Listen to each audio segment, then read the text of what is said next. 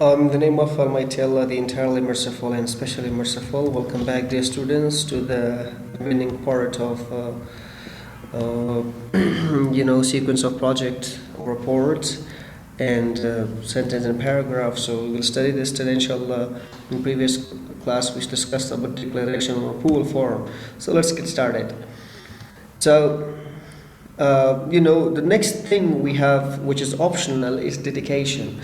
The dedication, the person who is beloved to you after your research or after you write a book, you may pass out for a joy and woken up, and now you need to write a dedication to that person or those people that made it possible. So it's like you dedicate your report to somebody who has helped you, and they have inspired you, they have motivated you, they cooperated you while you are studying things. Or he might be your ideal person. It can be one of your family members, it can be your brother, it can be your wife, it can be your sister, it can be anybody who has helped you in this process. So you dedicate this piece of work or a project report to somebody who has done something great for you. So you actually say the credit goes to this and that. So like, for example, I dedicate this research report affectionately to the following. You might have seen the dedication in books, that there is a one page that shows that the book is dedicated to someone, or this one, that one. So we have seen this a lot of times, right? Let me just show you an example of my book. There is a book, questions and answer bank. So you can see here the book. Sorry, it's not the one. The page. This is the title. So, and now look at this. I have dedicated this to my mother. You can see I dedicated this small piece of humble efforts to my beloved and most respectful family, exclusively to my mother, who indeed encouraged me, prayed for my success, and supported me. May Allah subhanahu wa ta'ala grant her respect in her remaining life. Additionally, I pray to Almighty Allah to shower His merciful blessings of this dunya and akhirah upon her. So you can see I dedicated this piece of humble efforts to my mother, to my beloved mother or beloved family. So you can dedicate your report to anyone who you think is eligible, or who you think is deserve, or who you think deserve the dedication. Okay, so now this was the dedication part, which is optional. It's not something that you have to put it. The next thing is acknowledgement. It's not actually an optional. So the acknowledgement is a statement of gratitude for assistance to accomplish the project. So before I also said here the dedication. And dedication means the person who's helping you in your life, right, in your 4 years or in other things, who has been supporting you for a long time. But acknowledgement, it means that who has supported you getting your bachelor degree or writing the project report. So you acknowledge them, you confess that they have helped you.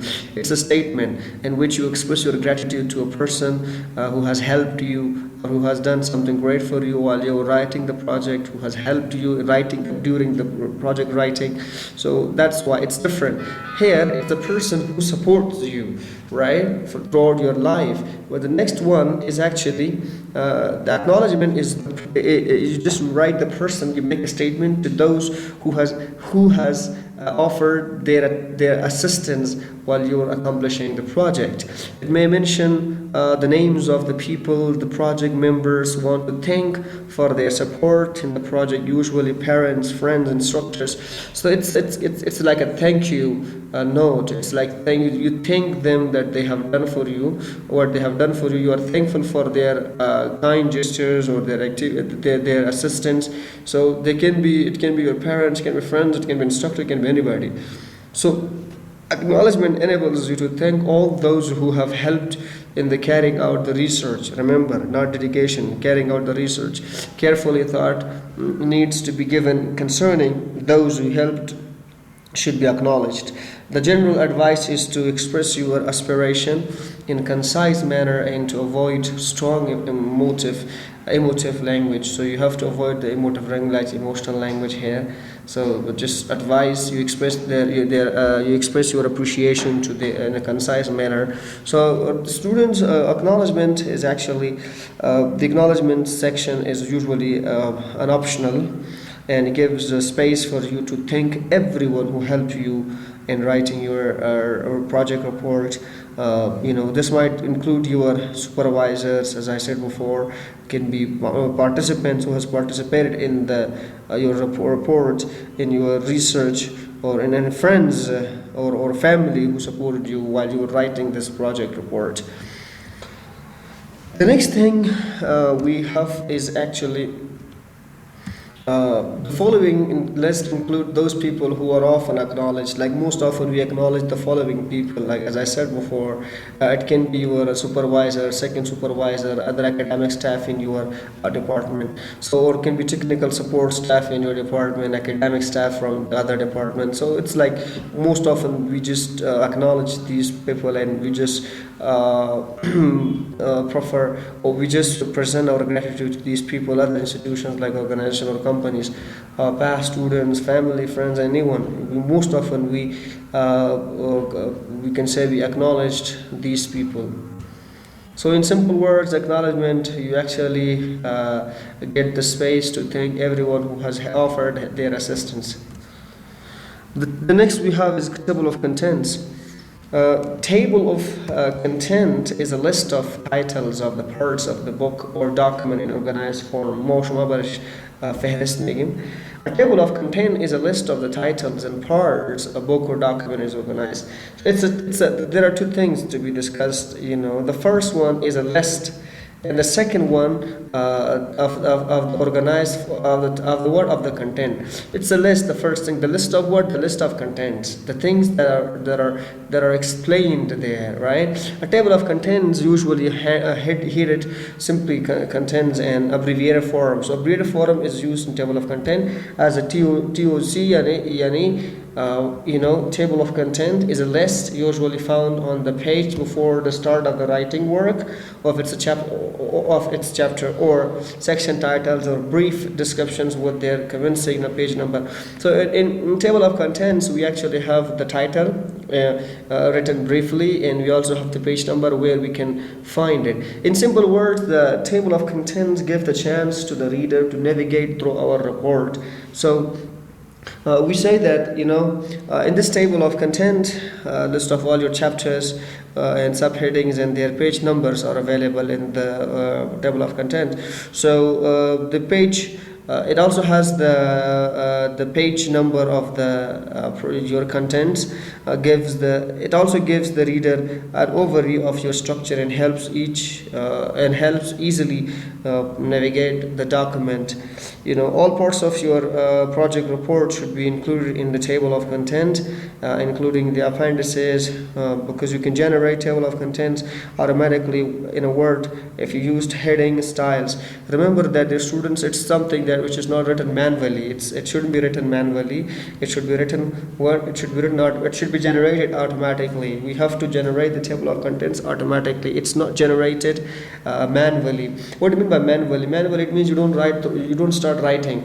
So you have to choose a heading, subheading, heading 1, heading 2, heading 3, and then automatically table of content can be generated. So remember, this is a feature of MS Word program. It's one of the program of Microsoft. I'm sure you already know about that. So there you can generate table of content.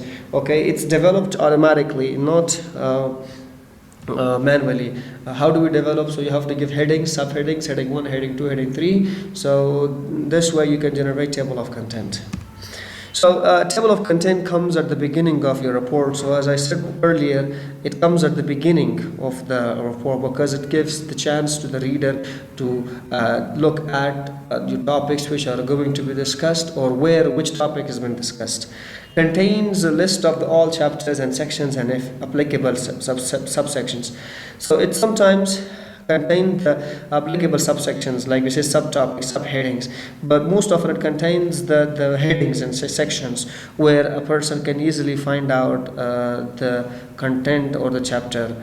It also has the title of the chapter. The chapter and the section titles should be short, and each title should cover the contents of the concerned. Like it should be short. Title should be short and should have the cover and the page number, all of them. So the table of content reflects the logical order of the chapters and sections, and for each item, the table of content refers to the respective page in the where this item. Meaning, in table of content, we just write a title, and for that title, we write the page number. So this way, a person can easily find that which page this topic or this content is available. So this is in simple words, right? Furthermore, a complete list of figures and tables, a list of appendices included with a reference to the page, and they have. So okay, if you have the figures, a table of figures, we can say, or the list of figures. Sorry, we also mention them in table of content, and we also write the tables, names, list of appendices included with a reference to the page they appear. So easily. The next we have is table of contents. Both table and figures are numbered consecutively. Do not use the Roman numerals. So both tables and figures are numbered consecutively. They are numbered consecutively, like of one after another. They are numbered consecutively. We don't use Roman numbers there. Okay. In research reports, it's also allowed to number the tables and figures consecutively per chapter. Like it should be consecutively. It shouldn't be written in a messy way or in a way which is going to create like misorganization there. It should be written in order, not in a disorder. So for example, it should be written this way, like the first chapter, figure number 1, the first chapter, figure number 2, like that, and then you should keep it up. So, like, see, this is for example, if it's written like this, the second chapter, figure number 10. You have given 10 figures in chapter 2, so you should write this way, 2.10. It means that second chapter, figure 10. This way you should write it. Or if there are tables, so you should say, for example, chapter number 3, table number 1, chapter number 3, table number 2, chapter number 3, table number 3, and so on. You should carry on. For example, it's a chapter number 4 and table number 11. You should write this way, and this should be given where? In table of content. I will give you an example of table of content once we are done explaining this stuff. You should say that list of figures should be available. For example, if you have used any figures, pictures, you should put it there. List should be available in there, things. And list of tables. Now, what is list of figures actually? The list of figures and tables, like if you have used a lot of tables and figures in your project report, you should itemize them in a numbered list. We can automatically generate the list using the insert caption feature in the Word. There is a feature in the Word which is called insert caption feature. You have to use that insert caption feature. So that feature will give you an assistance to develop, we can say, the table and list of figures easily, or generate, sorry for saying develop, list of acronyms.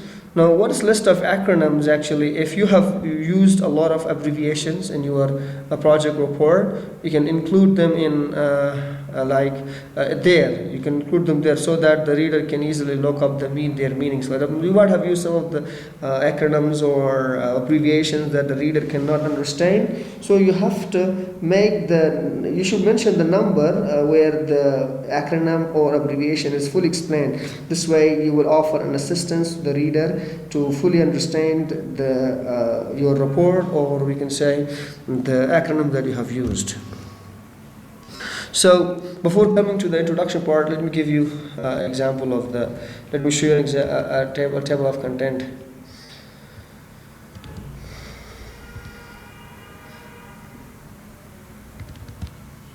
You can see here, this is one of the table of content. It's one of the, this is you can see, it's actually abstract. Here you go. And then this is the certificate form of the project, and this is declaration where you declare, you see the name, and these are the supervisor's name, and dedication, dedicated to a person. After that you have acknowledgement, that we said Reza Ahmad Ziyar, It's acknowledged for that. So one of the, it's just simple. You can see here, this is a table of contents. See chapter number 1, page number 1, right? You can see this one. Sorry, chapter 1 and figure 1. You can see this 13 page. Up to the 13th page, this is explained. You can see that chapter 1 to aims and objectives. This is a table of content. You can see the figures and you can see the tables. And these are the page numbers. Now this is the table of content, dear students. I'm sure you have seen this a lot of times while you are studying books. You can see these are chapter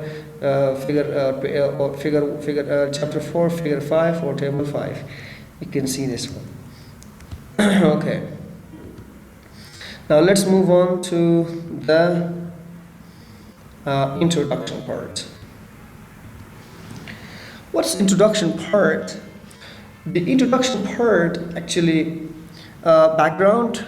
Introduction mention the background, or we just give information about the background, that why we have written here, how much data was available, and literature review. It's also called the theoretical framework. How much data was available here, and who have discovered the topic, how much data has been done, and how much research has been done there.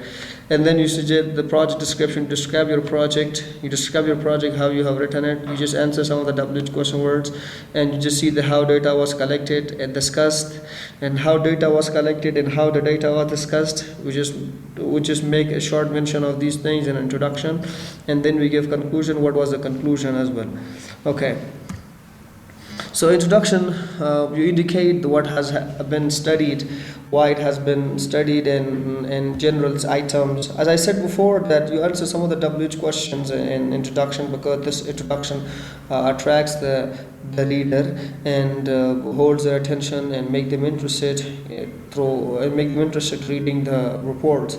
So it indicates what has been studied, or why it has been studied, and general items like what, why, and how. These are answered here, how it has been studied. So the context, it gives the context. We say what's the purpose, and how much data was available, and what's the importance of that, and how did you offer the problem solution, problem statement.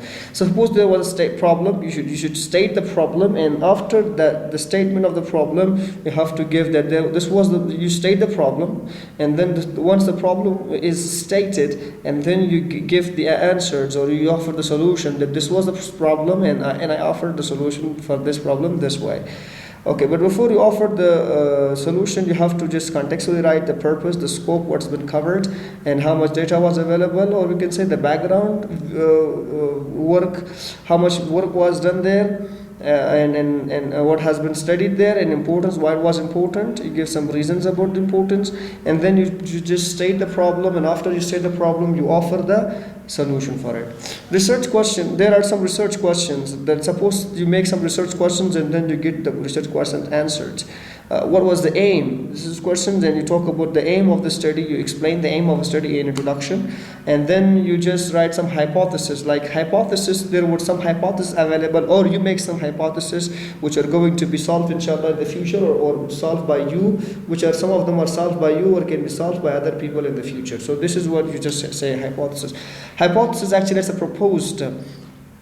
Hypothesis are something that we make. Actually, it's something which can be true, which can be proved true, which can be proved wrong. It's not something which is 100%. So I say that hypothesis is a proposed explanation made on the basis of limited evidence as a starting point for further investigation. So, like for example, you just offer some hypothesis. You say something which can be proved, or cannot be proved by you or by other people in the future. So it also has an outline of the approach taken. Like, what approach have you taken while you're writing this report? What procedure have you taken? So you have to make the mention of these things in what introduction. You outline them. Remember, it's not an explanation. Introduction is not explanation, but rather it's outlining the approach. What procedures have been taken by you? How have you taken the procedures, and where have you taken the procedures? So you just outline them where in the introduction part or section of the project report writing. Indicating a problem, controversy. Have you indicate the problem or the controversy, whether it just points out, declares the problem, or it declares the controversy, or a knowledge gap in the field. So what is explained there? It's indicating the problem or indicating the controversy, like something which was against, and the knowledge gap in the field. That knowledge gap, the gap which was available, did you fulfill that gap, or there was a field gap and you explained that, so you have to put it there. Establishing the desirability of the risk. What was the necessity to conduct this report? You have just conducted a report. What was the necessity? Desirability. Why people would study this? What was the desirability, the necessity, or we can say the need of the research you have been conducted? You have to explain these things in introduction as well. Listing the research questions and hypothesis. Suppose you made some research questions, you have to list them and just make the list of them introduction, and then you offered some hypothesis, or there were some hypotheses available. You have offered some suggestions for the hypothesis, or you make some hypothesis which will be suggested in the future. You have to make mention of them in introduction as well. Give a brief outlining of the relevant literature.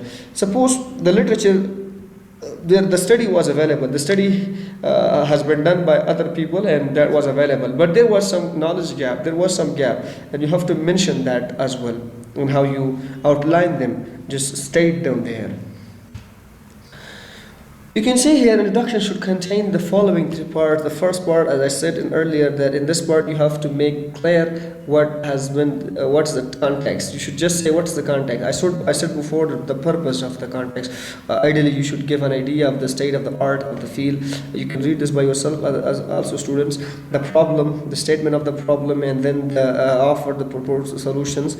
As I explained this before in previous slide, you can come back. So related work, the fourth tip is related work, like we say, the literature review which was available, or you have done something thoroughly. And extra tips like keep the parts well separated. The parts should be separated. So one idea should organize lead to another one. There should be coherent and coherence. There should be coherent and logical, smooth of that. Introduction in the large parts like 1, 2, 3, they should be explained that in details and keep it short. Remember that not the irrelevant information or data should not be written here. Remove everything that's not really necessary is often very often effective strategy for introduction. We don't explain everything in details, we just make mention of them. So therefore, if you find something which is unnecessary, you have to remove it because it will increase the effectiveness of your introduction. So tips to write introduction. There are some tips to write introduction. First tip one is write it last. Introduction, remember the students, the introduction part or the section of a report is always written once you complete it. The old research, or we can say the project report, it's written the last, not the first. You don't write it first, you should write it later, because once you studied all the research and you got the complete knowledge or complete information about your research, or we can say your project, then later you should write the introduction part. Tip 2, keep it short. It shouldn't be very detailed. It should be written in concisely. You just outline the major things in introduction. You don't explain every single thing in details in introduction. Tip 3, include all the relevant information. That whatever has been explained in the following chapters, you have to make the information available there. The information will be relevant to the chapter, not irrelevant. If you see that this is not necessary to be mentioned here, you don't have to put it there. And you should study this by yourself, and you can come up with an idea as well. Therefore, don't include jargons. Oh, this is very important. Don't include jargon abbreviations in your introduction. Remember that you can include jargons, abbreviations in the body, but not in the introduction. So remember, jargons are expressions. इصطلاحات की मामेगी इصطلاحات पेचीदा व मुग़लक़. Jargons should not be used in the introduction. What is the problem if you use jargons? Because if you use jargons, this is going to create a headache for the reader. So they will not enjoy reading your introduction, because they will say, oh, this is jargons are words that most often they are not understood by every single individual, and they are not considered as a formal, or they are not academic. So you shouldn't use jargons in introduction and abbreviation, because if you use abbreviations, so again this is going to confuse the reader, and this confusion will drag him away from reading your report. Okay. Now, yeah, if you want to use, if the readers are familiar with technical jargon, then it's fine, use it. If you see that the readers are familiar and these jargons are very commonly they are used, commonly available everywhere, then yeah, you have the chance to you write them and you can use them. The next we have methodologies.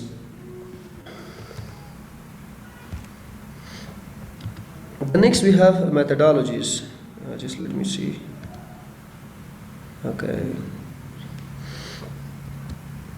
Methodologies, how the study was conducted. Methodologies, we answered some of the questions. I explained this on the very first lecture as well. Methodologies shows that the how research was conducted. We tell the reader that what procedure have we used, how we did we distributed the questionnaires or distributed surveys, what have we done, how data was collected. Simple words. Describe the procedures that you have taken, the procedure that we have taken while you're collecting data, which like we have, suppose we have conducted an experiment, scientific experiments, we distributed the questionnaires, or we observed the places, we went there, we had a ground study, all this stuff. We explain this in methodology. Simple words, what methods were used to collect the data and how the day study was conducted. Talks about the procedure. It answers the how WH question was. Contains all the necessary information to repeat the study, and you should that the data were collected in a consistent, accurate, and accountable way. You should mention that. Remember this: the data was collected in consistently. Like it's not that something was difficult and you just deviate that and went to another one. No, accurate, something which is proper, acceptable, in accountable manner, the manner that people accept it.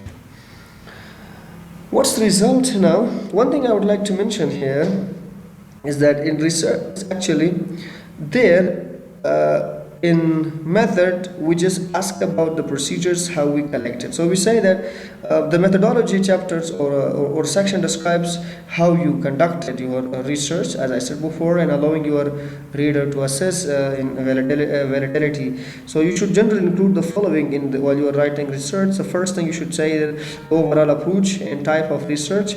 You should explain the type of research, whether you have conducted qualitative research or quantitative research, or you have just conducted experiments or something else. So your methods of collecting data, what data collect methods were used while you're collecting data, whether you have conducted interviews, you gave interviews, or you have taken surveys, or what have you done it. Details of the where, when, and with whom the research took place. You can explain the people, how much people have, or who were involved in the research. So your methods of analyzing data, whether you have analyzed statistically or you have discourse analysis was taken place, or tools and materials you are used, what materials were used in the methodologies. It can be used programs, computers, lab equipment, or etc. things. A discussion of any obstacles you faced in conducting the research and you have overcome them. Suppose there were some problems, something went wrong, and how did you solve that, right? You should explain that as well. So an evaluation or an evaluations or justification of your methods as well should be there. So your aim in the methodology is to accurately report what you did, as well as convincing the reader that this was the best approach to answering your research questions or objectives. Now this was about the next we have is result. Their students, describe the main outcomes. Result means what after conducting these things or project, what result did you have you achieved? So, like the next thing you report, the result of your research should be like you can structure this section around sub questions like hypothesis or them. So you can see. So describe the main outcomes of your study obtained according to the method. So you explain the main outcomes. What outcomes have you achieved while you were explaining while you were conducting the method sections? Limit yourself to only those results that are relevant. Answer your research questions. So you have to mention limit yourself to while you're writing the results relevant to the research question. It shouldn't be something which is irrelevant to the research question. You have made some questions and then you have got the result of outcome of those questions. It's recommended to structure the description of the result, for example, to describe the primary features first and then secondary and then third. Okay, it's recommended the structure descriptions where you explain that, describe the primary features, how you accept it, and then the secondary, and then move on, so on. So, I remember the students that in some disciplines the result section is strictly separated from the discussion, while in others the two are combined. For example, in qualitative methods, like it's different. In presentation of the data, will often woven together, and discussion will be analysis that are different. So, however, this is you have to put this is concisely in results. While you are writing results, you should put these you should keep these points in your mind. The first point is concisely state each relevant result, including relevant like means, standard deviations, what have been explained. You have to make statement of that. Briefly state how the result relates to the question or whether the hypothesis was supported. Suppose there was hypothesis you made in introduction, and then there was some research question. You should briefly state how the results relates to those questions. Include tables and figures if they have the reader understand your result. If you think that these tables can help the reader understand more and generate a result easily, you have to put them there as well. Report all the results that are relevant to your research questions, including any other data. You should put them all the stuff. In discuss, give interpretations to your reader. So what do you do in discussions? Actually, the discussion is where you explore the meaning and implication of your results in relation to your research questions. Here you should interpret the results in details or discuss whether they met your expectations and how will they fit with the framework that you built in earlier chapters. So we give interpretations like how you interpreted the data and what was your recommendations, and comparing each other. Like for example, you should have to they supported or they contradicted the research questions or the hypotheses which were made. Put your results in a broader context of the literature. Put results in broader context and discuss it there. There were problem, and you said what did others find that relate to your subject. What was the data available there, and how did it relate to support your subject? So you should mention these things there. So, like in research, you have to give your interpretation. In research, you should give. In discussion, you have to give your interpretations. What do the result mean? And explore the implications, or we can say suggestions. Why do the results matter? So in discussion, you should explain this. And the third thing you have to keep in mind is acknowledge the limitations. What can the result tell us? You have to explain. Discussion is all about the result. So if any of the results were unexpected, offer explanation for why this might be, or it's a good idea to consider, offer alternative interpretations of your data. The discussion should refer back to relevant sources to show you how your results fit with the existing knowledge. Alternative interpretations may also be given. Suppose there was a result and you have to suggest it, alternative interpretation should be given there as well. And you should also discuss the consequence of your findings or aims, and as well as do the outcome support or oppose, do the outcome, the result, support or oppose the hypothesis that you made. You should get these questions answered in discussion. Should you revise your assumptions, the assumptions you made? Should you give extra information or essential information, or you want to revise it again? You should answer these questions in the discussion. So it's like discussion. From the name it's clear, you discuss it. Furthermore, you identify and discuss the implications, as I said before, and discuss it. And you also interpretation to the work, like you have to criticize yourself. How to criticize the experiment you made, whether you design a good enough, or you also suggest some modifications or improvements in the future for the project you have done or you have completed this. So put your findings into the context. So same thing. Finally, after saying all of this, you can make statement about whether the experiment has contributed to the knowledge in the field or not. So you should explain this in discussion. It's discussion, so you have to consider these questions in your mind. Explaining the meaning of the result to the others. Propose a discussion, purpose of the discussion in section, all this stuff. Okay, the elements of discussion include the following: state the study's major finding, explain. So you can study this by yourself.